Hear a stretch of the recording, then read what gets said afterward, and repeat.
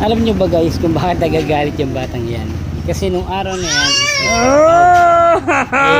nung nag-brown out, siyempre walang TV, yung mga cellphone ay malalobat. Itong batang ito ay naghihinga kanito, yung JJ. Hindi siya nakapanood ng JJ. Lahat kami is lobat. Yan, yung batang mataba na yan, ang birthday niyan ay sa darating na Sunday. 23 dapat talaga, problema nangyari is 24 na lang para nagigigil kaso medyo na kayo guys maingay, nasa labas kasi ko ng paint center ito kasi ko nagtatrabaho, kaya thank you guys and subscribe naman kayo guys.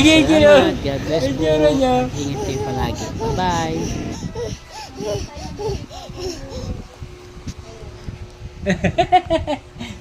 Flashlight ka na lang.